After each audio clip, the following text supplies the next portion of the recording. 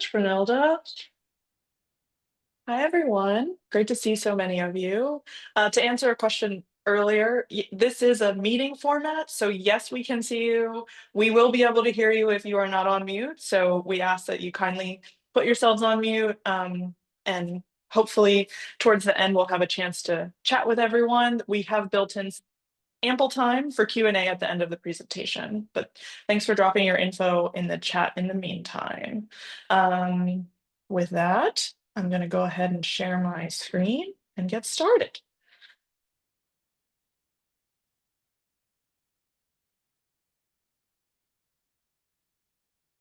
Okay, hopefully folks can see everything full screen.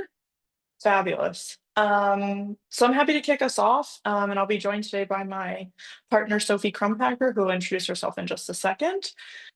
We're from Anat Inc. We are a full service communications firm exclusively working with the nonprofit sector. We're based in New York City, but we have clients all over. So my name's Lindsay Billett. I am an associate vice president here at Anat. I lead our health and behavioral health practice area, and I spend most of my time with nonprofits that sit at the intersection of mental health, behavioral health, substance use, and homelessness. That's sort of my area of expertise. I have a master's in public health degree, and I live in Brooklyn. And been with Anat for about 8 years. And I'm so grateful to be here with you all and have this conversation. And Sophie, do you want to introduce yourself? Yeah, thanks so much, Lindsay. It's great to have all of you here and connect with you in this way. Thanks so much for joining us today. My name is Sophie Crumpacker. I'm a senior account executive with Anat Gerstein.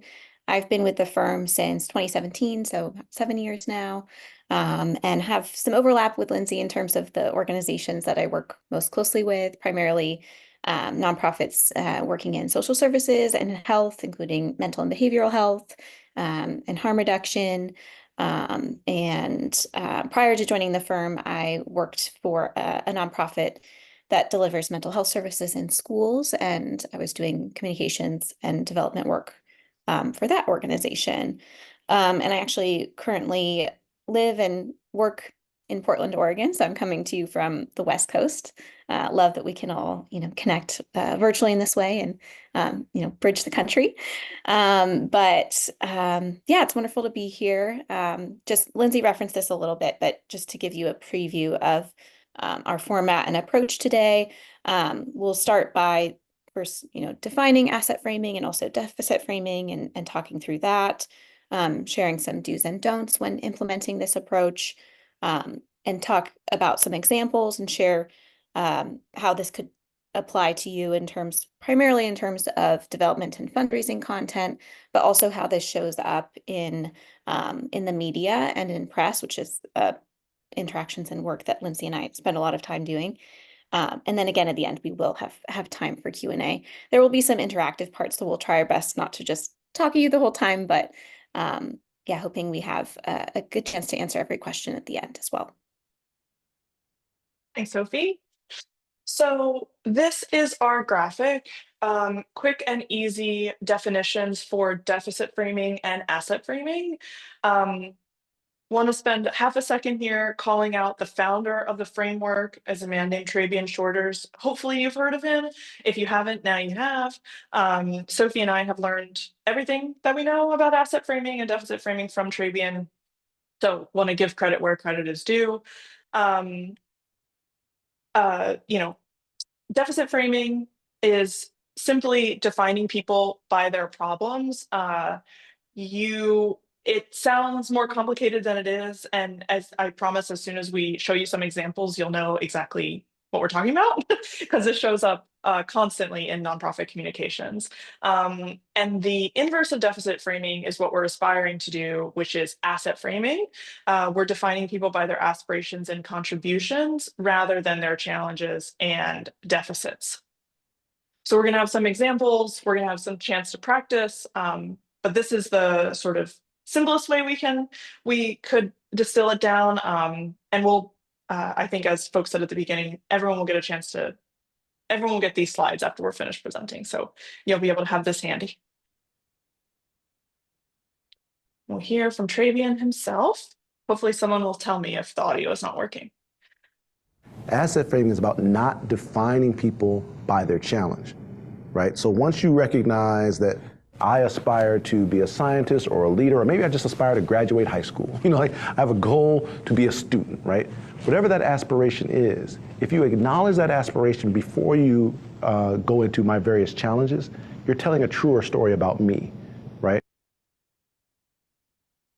Fabulous. Thank you, Travian. So you may kind of be wondering why this approach in terms of asset framing is so important. And a lot of it does come down to narrative and the powerful impact that narrative has on our brains. Just as humans, we're all prone to this. We tend to disregard facts that aren't relevant to the narrative that our mind is building. I think all of us can see this show up in our current, political climate and environment. People really tend to gravitate towards news and stories and narratives that are confirming their existing beliefs rather than maybe challenging those. And so, again, it's very human, like this, paying attention and sort of listening to stories that go against your existing beliefs takes a lot of effort. And so we're just very much inclined to preserve that energy and effort and engage as little as possible. So because your brain is constantly sort of automatically creating these associations and connections, the more narratives that we hear that are deficit-based, those just continue to be enforced and reinforced, and we believe them as to be true, even if they're not the most truthful narrative. And so the opposite is true as well. If we're focusing on asset framing in our narratives that we're sharing, it becomes easier to see problems not as these sort of individual, quote unquote, failings or challenges, but it's easier to see that they can be attributed to these larger systems. And that systems are what are contributing to, perhaps holding people back from achieving their aspirations, and nothing about the individual themselves. So that's just a little bit about why narrative is so important and powerful. And I think we have a couple slides of Travian Shorters again talking about this in his own words as well. The thing about philanthropy is whether we mean to or not, we have a very negative message towards the people that we say we want to help. I don't run around believing I'm an at-risk this or a low-income that or a high poverty, high crime. Like, no one carries around those labels thinking that's how I'm going to face the world, right? Because I know it's not intentional.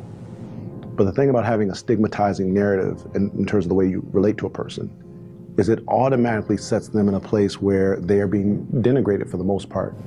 Intentional or not doesn't matter, they're being denigrated. A friend of mine used to say, if I'm crossing the street and you see me and you run me down with your car because you hate me, that's terrible. But if I'm crossing the street and you're not even paying attention and you run me down with your car, it doesn't make much difference to me. So the fact that you didn't mean to do it is irrelevant to my experience. Start off recognizing that people had aspirations before you showed up. Start off recognizing that people had value before you showed up. Tap into that value, and as much as you're willing to engage with them that way, they'll be willing to engage with you that way. And now we can build together.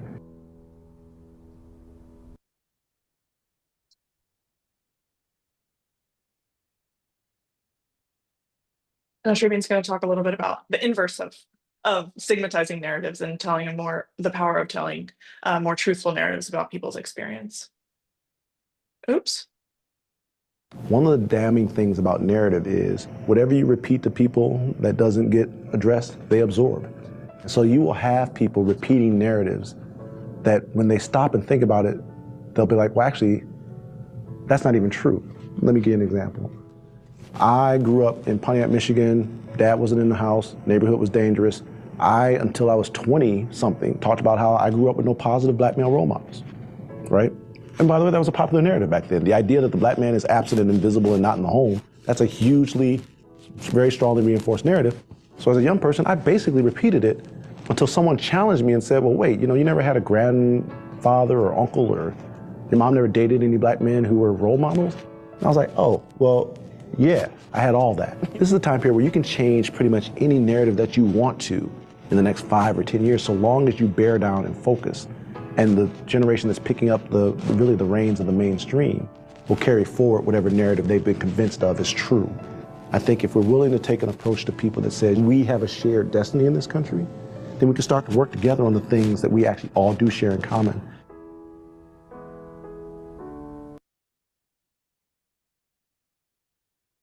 So hopefully your gears are turning. You're thinking about some of the communications pieces and not only the way that you write about the work that you do, but maybe the way that you talk about the work that you do. Sophie and I have some very quick do's and don'ts that will be hopefully helpful to you as we're thinking about this and as we shift into the more like application and practice part of our presentation. Um, so in terms of do's, we always want to lead with an aspiration statement instead of a problem statement. This is just part of presenting people with dignity. I mean, nonprofits, in a lot of cases, nonprofits are encountering people. I don't need to tell you guys this, right? Nonprofits encounter people at some of their lowest points in their life.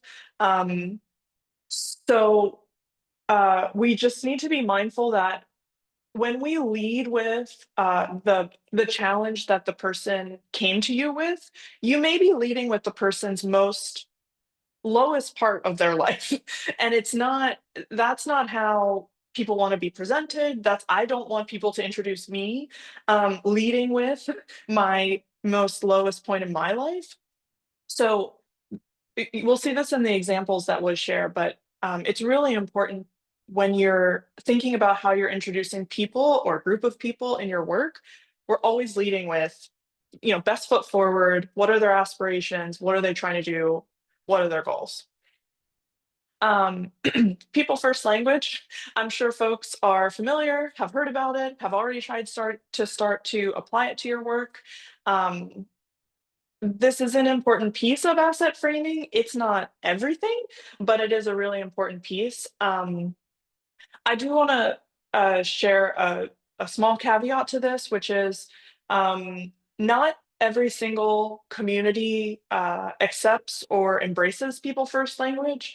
I don't know if we have any folks on here from nonprofits or lived experience within the disability community, but the disability community comes to mind for me because a lot of folks in the disability community actually reject people first language and prefer identity first language and prefer to lead with their disability.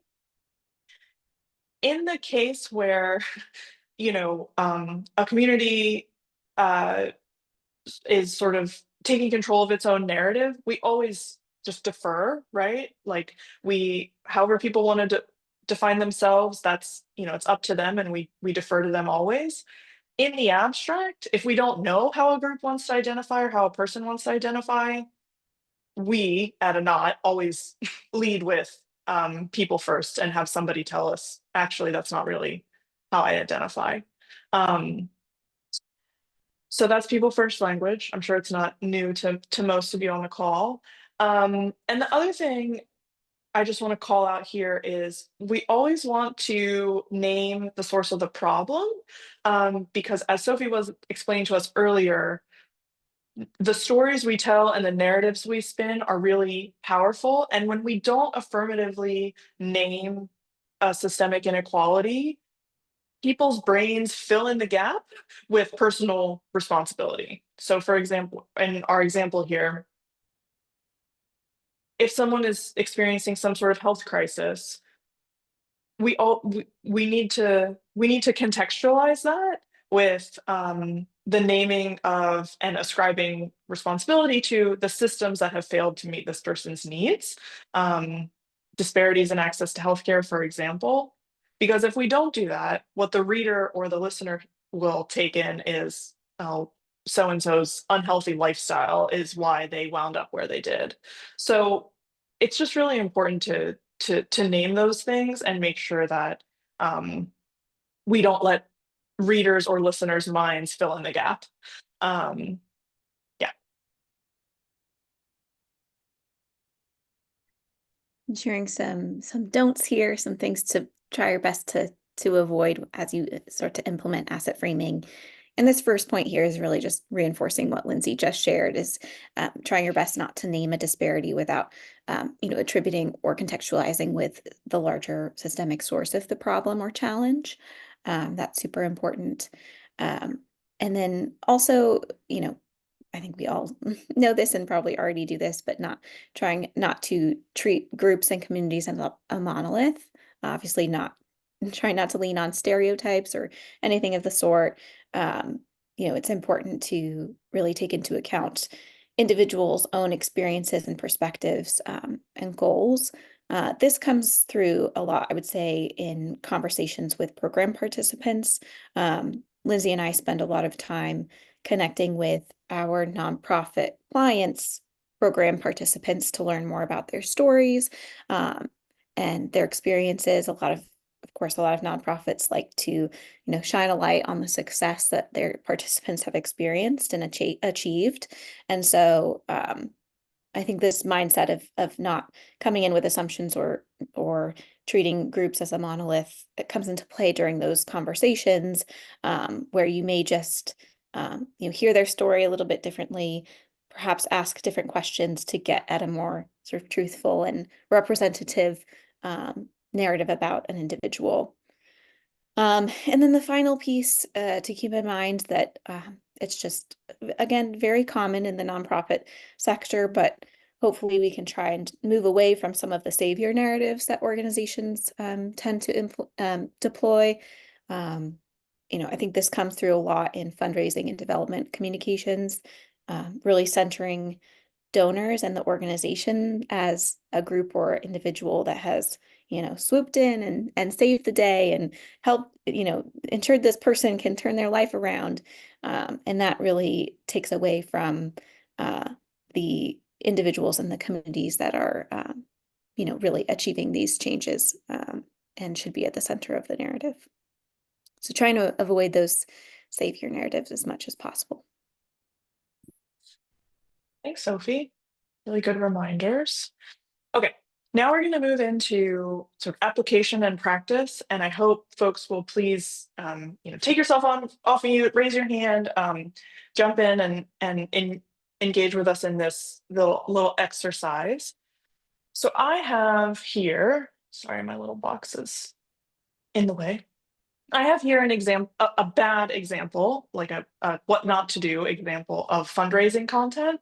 I truly pulled this from an annual report or an impact report and anonymized it a bit, for everyone to take a look at. I am going to read it to you just uh, for the sake of the exercise, and then I'm going to ask folks, like, as you're listening, what's sticking out to you as potentially problematic framing, and how can this be made better? Okay. So following years of addiction, Lindsay has reclaimed her independence, retained custody of her children, and reconnected with her family after joining our program. 2 years ago, she struggled to find compassionate and personalized support near her home. But eventually, she was referred to our organization, where she attends weekly mental health counseling sessions and receives life-changing medication for opioid use disorder. Without nonprofit X, I don't know where I would be, she said.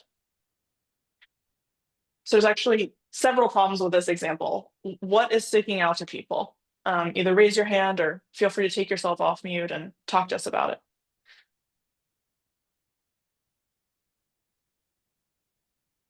Oh, I see Stacy has raised her hand. Please jump in, Stacy. Oh, well, we started with following years of addiction. So that would be the first part to me. Yeah, that's exactly what stuck out to me. Okay, and what's the problem with leading with that? The rest, somebody might think, okay, so the rest would be due to her addiction and not see the good part that it's all brought back together now. Maybe we could have started with that part. Mm-hmm. Fabulous. Yes, thank you, Stacy. The leading with following years of addiction is a huge problem. That does not tell us anything about that. Is the some of Lindsay's worst and most maybe shameful part of her past, and that's not how we want to be introducing people to the world, and it's probably not the way they want to be introduced to the world, right? Thank you, Stacy, for jumping in. What else is wrong with this write-up? See another hand raised. I can't see your full name. Sorry. Do you want to jump in? It just comes up as N main, but this is Nicole. Hi, Nicole. I think although it seems like it could be mutually exclusive, it seems as though this is presenting more what they have provided versus what she received.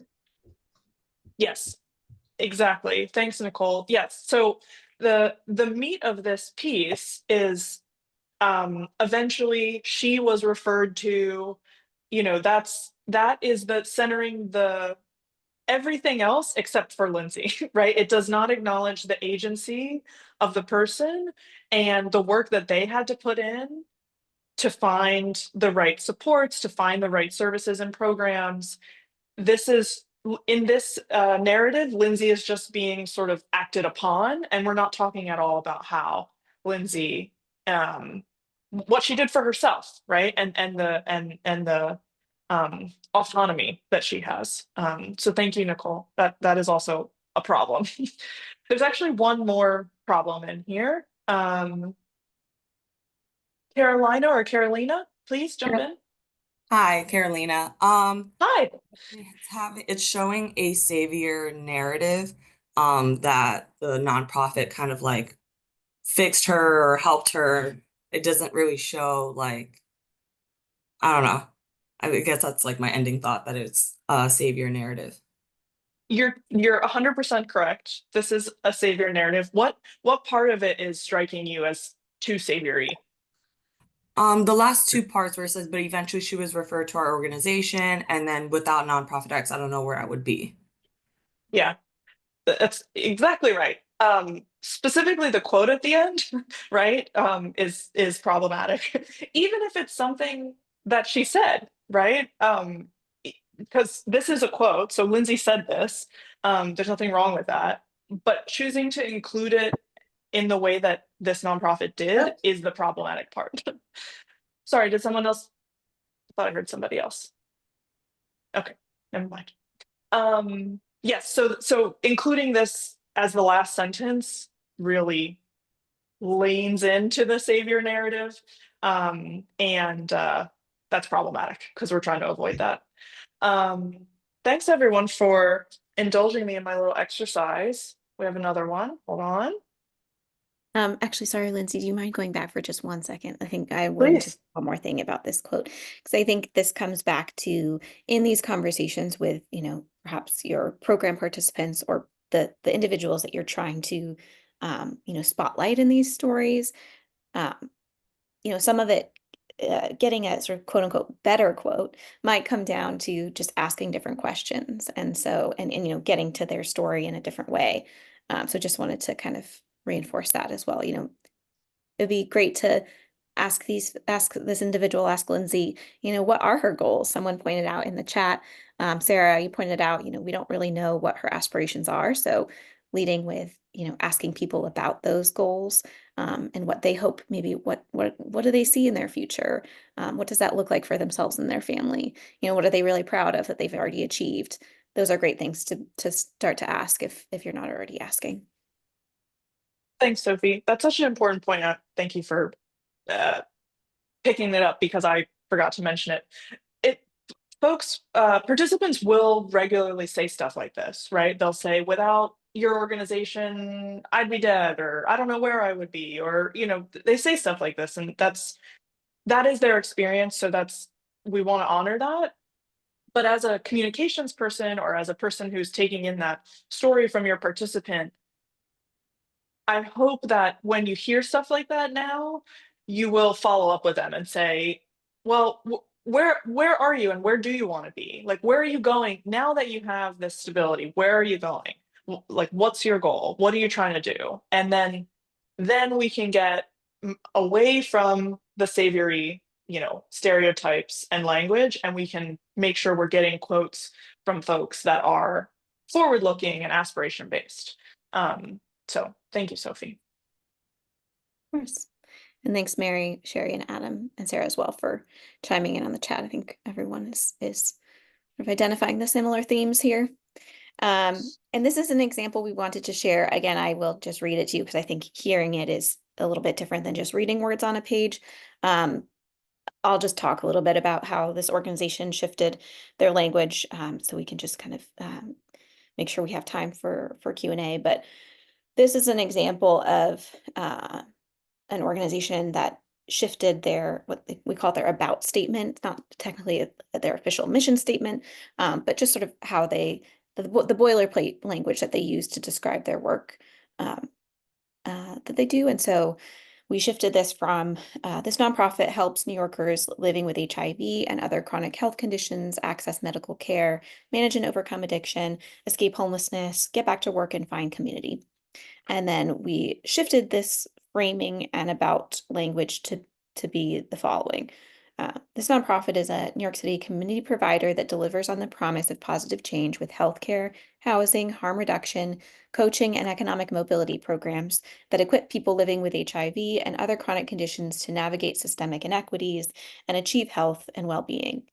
And the main thing I wanted to point out here is that the new statement, I think, it's not perfect, but it does a much better job of, as we had mentioned before, really pointing to these systemic challenges and the systemic barriers that exist, and framing the programming as equipping, which I think is a much more active sort of way to describe what programs do to help people navigate these systems and again achieve health and well-being. Feels very centering of an individual and their own ability to achieve that for themselves. Something you will notice and that we have to balance and can struggle with sometimes is, as communicators, we're always trying to say things in the most efficient and concise way possible. Sometimes asset framing does lend itself to it being a little bit longer, maybe using a few more words, but it's really just case by case and trying to balance, the benefits to maybe using a few more words to convey something in the best possible way, versus being concise, but maybe sort of missing the mark a bit on asset framing. So just wanted to share this example as well. Thanks, Sophie. Okay, so this is, I have two examples here of real life true headlines, one that appeared in the Miami Herald and one that appeared in Wisconsin's CBS affiliate TV station.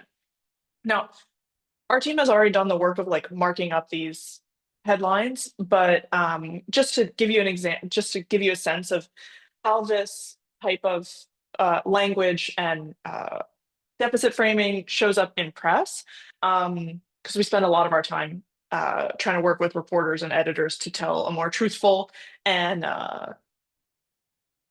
less stigmatizing story about people's lives. And as I said at the top, I spend a lot of time in mental health. So this headline from the Miami Herald opinion pages really struck me. Will the real Ron DeSantis please stand up? His schizophrenic campaign gets called out. I mean, I'm not going to spend too much time on this because I think folks can see that this is improper use of this word. It's totally inappropriate and, minimalizes and marginalizes the experience of people who have a schizophrenia diagnosis. And though we sort of understand what the headline is trying to say, there are so many other words they could have used to get the point across that the campaign is chaotic, right? Which is what they're trying to say. So totally inappropriate. This is, and I didn't even realize this is coming from the editorial board. So that means like an entire board of people signed off and thought this headline was good to go. So disappointing, but not terribly surprising. We run into this in the press all the time. And honestly, now that you guys have, had this conversation with us, you're going to start to see this stuff too in the press, in donor solicitation emails or letters that you get from nonprofits. You're going to start to see this. You can't really unsee it once you've been tuned to it. And this other headline, you have to value you, ex-cons determined to veer Milwaukee teams away from life of crime. there are so many problems with this headline. I mean, ex-cons, not a great way to refer to people, not the way people want to be referred to or enter into the world as. Veering Milwaukee teens, does not acknowledge anything about the way that young people make their own choices and set their own path in life. And Life of Crime uh, makes it seem like these young people are sort of doomed, and unless this, wonderful nonprofit program comes in and saves them, then they were just sort of going down this path of no return. And the story, by the way, also says that the young people in Milwaukee who participate in this program are victims of crime themselves, but they don't acknowledge any of that complexity in this headline. So problematic. And here's just a couple of quick examples of ways that headlines can be better. These are actually stories that our firm worked on, and these are campaigns that we have owned and worked with reporters on to shift narratives in the press. So I'm really curious, and hopefully we'll get to talk about this in a few minutes. I'm really curious how many of the people on the call today are communications people versus, people who do other nonprofit things, but sometimes think about communications. At our firm, we really take seriously the responsibility that communicators have in the nonprofit world, because we know that we have a very important lever in shifting public opinion and sometimes public policy. And so our work with the press is an extension of that, because we have a megaphone, but the press has an even bigger megaphone, right? So we, this on the left-hand side, of the screen, you'll see, cops fatally shoot deranged knife-wielding man inside Brooklyn apartment. This is truly a story about a man in Brooklyn who was suffering a mental health crisis and was shot by a cop. And the way they characterize this is really problematic and unfortunate. Years later, 3 years later, you can see from the dates on the headlines, we were able to move reporters and editors who write headlines into something more like, it wasn't the first time the NYPD killed someone in crisis. Someone in crisis, right? That is so much more accurate of a description than the first 2017 headline. And it's someone's experience at a point in time. It's not,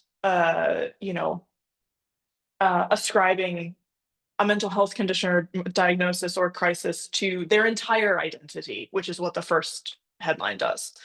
And secondly, we work with the Girl Scouts of Greater New York.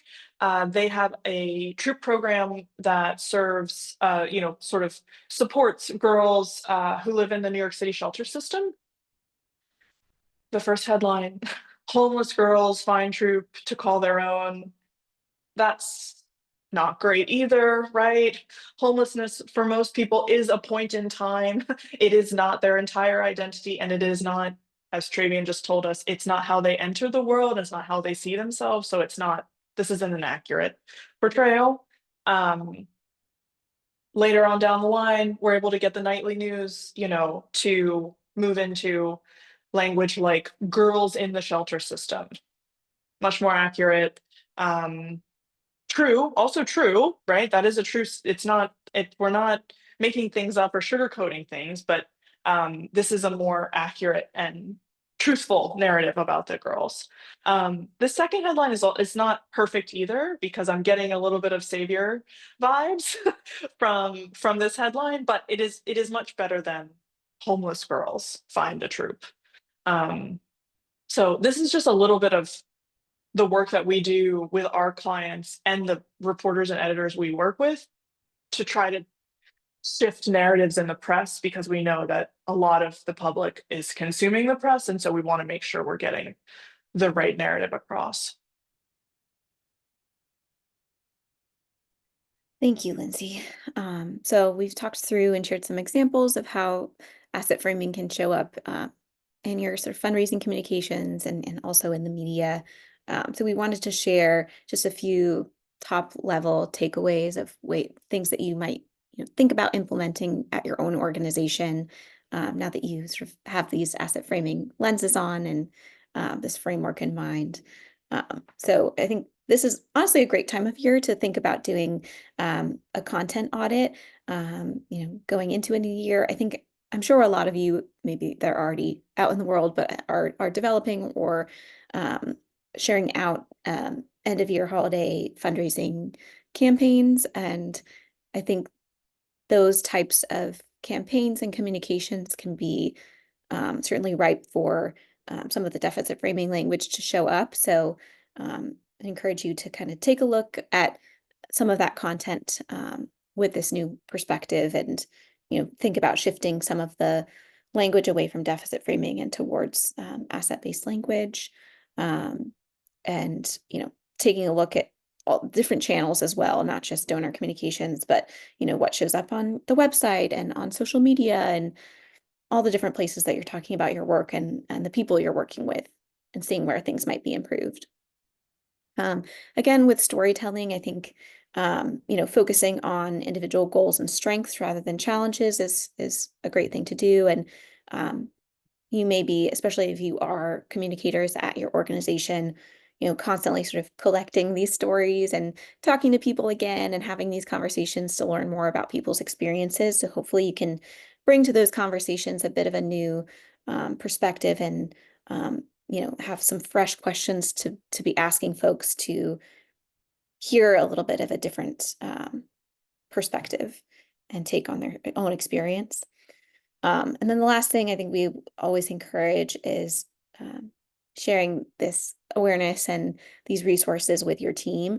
It takes much more than just one person spearheading these efforts to really be consistent and universal across the organization and the way things are being framed. So definitely encourage you to not try and go at this alone, but engage your colleagues as much as possible and share some of this out as you kind of move in this direction. And I think the other thing to acknowledge is it does take time. It's not going to be overnight, but give yourself some grace and just try your best if you can to kind of move in this direction.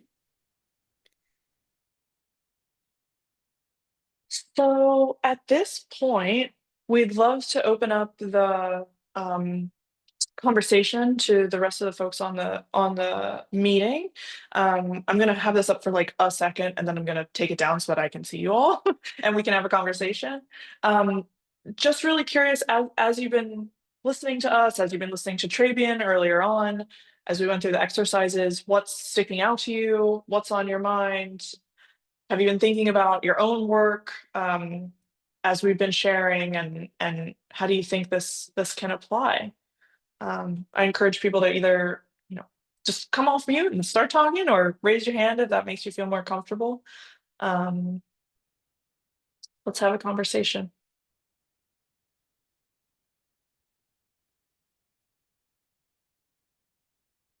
Is there a time when the savior type statement actually works? For instance, you save somebody's life and that life-saving wording, if that's done properly, even though it's a savior type of statement, it can be very appealing. Thanks for that question. I just lost you on my screen. Oh, there you are. Thanks for that question. I guess my first question sort of back to you would be, what do you mean when you say works? Like, what do you mean by that? I mean, it affects the emotions of the reader. So Yeah. that's what I mean works. In other words, so you have a life-saving item that occurs, which only your organization could do. And so when you combine those two together, it has an appeal to a donor. Yeah. So I'm happy to take a stab and then ask Sophie to jump in. So we didn't include this in our little presentation because it's sort of a separate topic, but it's worth mentioning that research has been done by development sort of specialists, and they have found that strengths-based and asset-based communications is more effective in soliciting donations than deficit-based or savior narratives. And I'm be happy to share the resources with the folks at the Alliance, and so you guys can take a look for yourselves. But generally speaking, it is more, people raise more money when they go in this direction. That is not to say that some donors are not going to be swayed by savior narratives. Some donors see themselves as saviors, to be perfectly candid about it, and so that kind of language and narrative will work for them. I always fall back on, uh, nonprofits do a lot of important work so that people can change their own lives. I find I have a tough time with nonprofits change people's lives. So it's splitting hairs, if you'll forgive me. I know it's splitting hairs, but that's, from my point of view, that's where I sort of come down on it. Sophie, do you have anything you I want to mean, add? well, Oh, please go ahead. for instance, you're seeing lately on TV these ads, 19 cents a day, da da da da will save, multiple children in different countries and so forth and so on. And and then you see St. Jude's and some of their ads they have where, there it seems to me like it has that savior concept to it, but it is, you get people responding. I think that's such a great example. Thank you for pointing that out because it really sheds light on sort of how pervasive these, approaches are in the nonprofit world with these huge organizations, using those tools to kind of convince people to support. And I think especially with the example of like 19 cents or what, this dollar amount, does this to save somebody. I think there's ways to share with donors the impact that their support will have without sort of leaning on that saviorism. So, talking about how $100 will provide, X number of meals or, ensure that this program can operate effectively. It's more things like that rather than, and being specific too, so that people have a sense for where their money is going and what their support really means. So I think there's sort of subtle ways to shift in that direction. And then the only other thing I'd add, Lindsay, you covered it perfectly, but I think the only other thing I would add is with the organizations that we are working with to shift in this direction, we try and encourage all of our clients to move this way, but those who have really embraced it, like for example, a client of mine that shifted their end of year fundraising campaign to take this approach, raised more money last year. And I think it just goes to show that like we shouldn't assume necessarily that this is what donors want and expect without trying, almost like A/B testing, like trying a different approach and seeing what really resonates. Thank you. Thank you. Thank you. Thanks for asking the question. Michelle has Michelle, please jump in. Hi. So we're talking a lot about how we can potentially frame it within our own organizations and the benefits for us. Do you have recommendations, or can you talk a little bit more about how you've helped shift this for the media who might be covering our causes and our individuals? I'd love to hear more about that. Yeah, I'm happy to start. So the first example that I shared with you guys about the mental health crisis shot by cop, that's a campaign that I've been leading the communications on for years.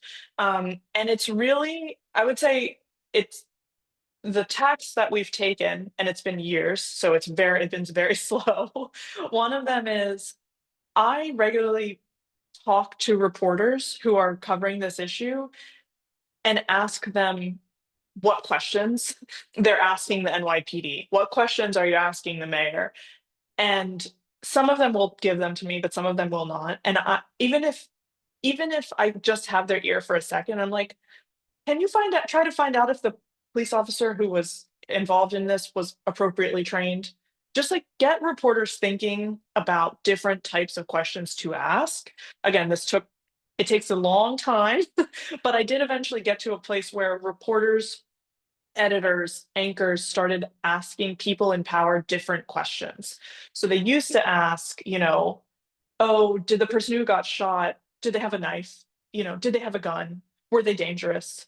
Did the cops feel unsafe? And it's like, okay, can we let's honor these questions, and also, was the cop trained? How did they approach the situation? And can we acknowledge the power imbalance?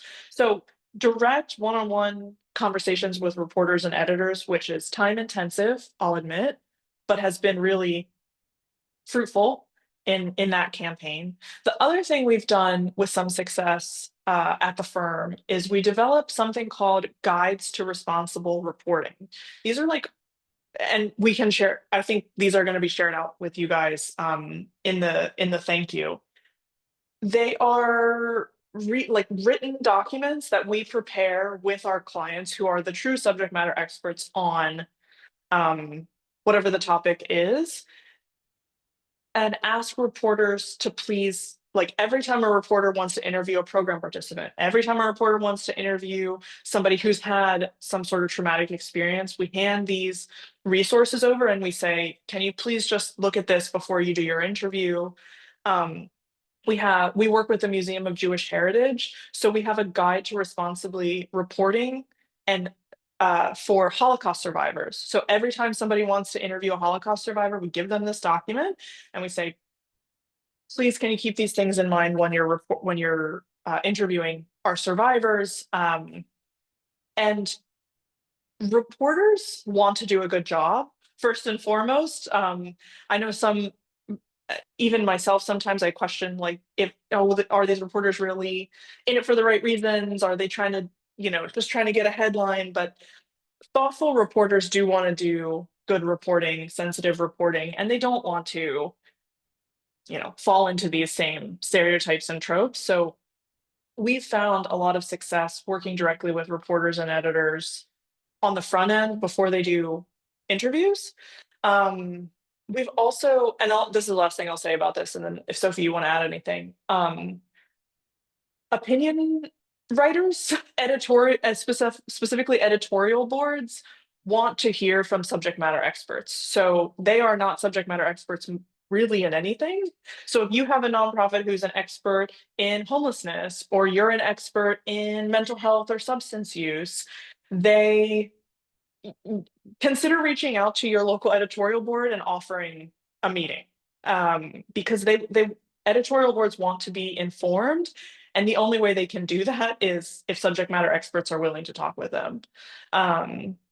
So I encourage you, especially if you see an editorial that is way off base, reach out to them and say, hey, saw your editorial, we'd love to talk with you about it.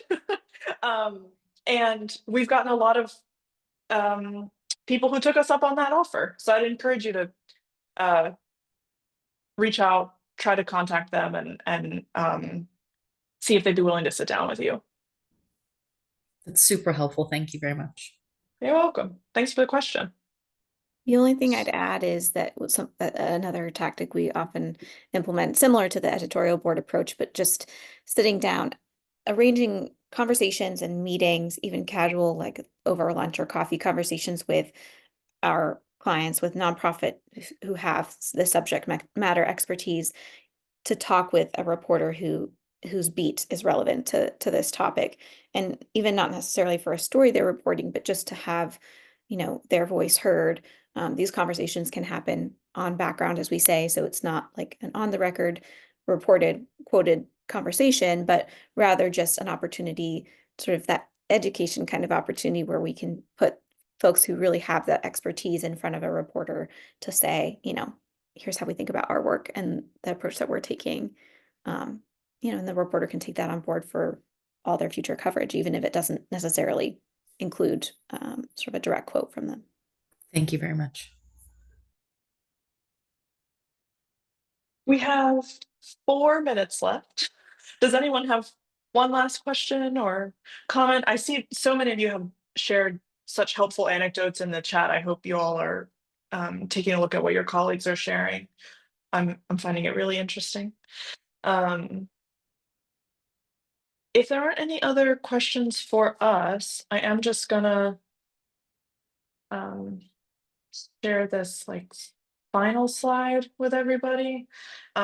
We've been so happy to spend this time with you guys, and hopefully you found it helpful.